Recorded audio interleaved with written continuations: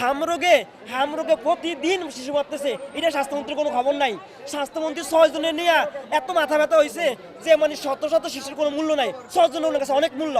Licence বাতিল হয় তাহলে এর আগে তো সরকারি সবগুলো লাইসেন্স বাতিল হওয়ার দরকার, কারণ ওইটা একটা হাসপাতালের যোগ্যতা রাখে না, এটাই তো বোঝা যায়। যদি 6 জন এত মূল্য না থাকতো এখন এই অবস্থা কীভাবে বন্ধ করে?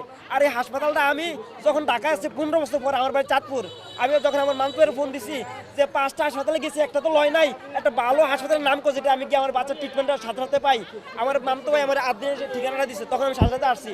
এই পর্যন্ত আমার সবাই ভালো বলছে, এখন চিকিৎসার মানও অনেক বালা। তাহলে কেন এটা বন্ধ করেন, কোন যুক্তিতে? একটা অনাকাঙ্ক্ষিত ঘটনা ঘটতেই পারে। এসির ঘটনায় নারায়ণগঞ্জে কয়েক বছর আগে আপনার মসজিদের ভিতরে কত লোক মারা গেছে, এই জন্য কি মসজিদ বন্ধ করে দিছে? মাইলস্ট্রি স্কুলে কত শিশু মারা গেছে, মাইলস্ট্রি স্কুল বন্ধ করে দিছে। 6 জনের জন্য কি হাসপাতাল বন্ধ হয়? এটা কোন যুক্তি? এটা কোন যুক্তি? কোন 6 জনের জন্য? তাও ওনারা বলছে 80 লক্ষ টাকা করে এক বাচ্চারে দিছে, 80 লক্ষ টাকা করে দিছে এক বাচ্চা। এরপরে ওই পরিবারের আজীবনের ট্রিটমেন্ট দিবে ফ্রিতে। এত সুযোগ সুবিধা দেওয়ার পরে এরপর কোন যুক্তিতে এখন আরো হামলা? এই যে এখন যে হামরোগে মরতেছে, এটা কার জন্য দায়ী? সরকারি তো দায়ী, টিকা দেয় না, পরিবেশ ভালো না, এখনো চিকিৎসা নাই। সরকারি যে হামরোগের বাচ্চাগুলো মারতেছে, কয়জনের কয় লাখ টাকা দিচ্ছে সরকারে? কয়জনকে দিছে? হে যে স্যার পয়সা রায় একটা দিয়ে দিল, এটাকে রায় হইলো?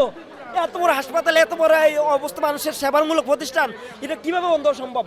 এত ঢাকা সহ যত হাসপাতালগুলো আছে সবগুলো মান বালা, সবগুলো চাইতে আপনার ফিজি সরকারি হাসপাতালের ডাস্টবিনের মতন সরুদ্দিন, এটা ডাস্টবিনের চাইতে খারাপ। কিভাবে যে বাচ্চা রয়েছে মানুষ, আমি মনে 2 ঘন্টা যা সরুদ্দিন থাকতাম আমি মৃত্যু মুখে আমিও হয়ে যেতাম, আমার বাচ্চাদের দূরের কথা। আমি একবারে সরুদ্দিনে বলছি যে বাচ্চার অবস্থা খারাপ, চাঁদপুর থেকে আসছি, ওনার নেয় নাই, ডিএনসিসিতে গেছে, ওনার হামরোগ ছাড়া অন্য চিকিৎসা করে না। তো সরকারি হাসপাতাল যেগুলো, এগুলো তো চিকিৎসা একটার মান বালা না। লাইসেন্স বাতিল হয় তাহলে এর আগে তো সরকারি সবগুলো লাইসেন্স বাতিল হওয়ার দরকার, কারণ ওইটা একটা হাসপাতালের যোগ্যতা রাখে না, একটা তো চিকিৎসা মান মালে না, ডাক্তার পাওয়া যায় না।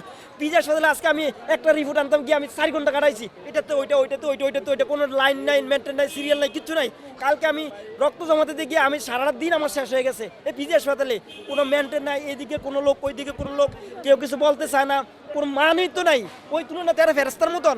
আমি চাঁদপুর একটা হাসপাতালে আসছিলাম, আমার বাচ্চারা এই যে বাচ্চারা এখানে আছে, রাত্রে 8টা বাজে ভর্তি করেছি, সকাল 8টা বাজে বাড়ি করে লেছি, আমার 5,000 টাকা বিল করছে শুধু ওষুধ ছাড়া। এইখানে তো আমার 1 টাকাও বিল লাগাচ্ছে এই পর্যন্ত, কোনো ওষুধ ছাড়া কোনো বিল নাই। তারপরে আমার অক্সিজেনের বিল যেগুলো, এগুলো আমার কাছে ছাড় দিব, অনেকটা ছাড় দিব।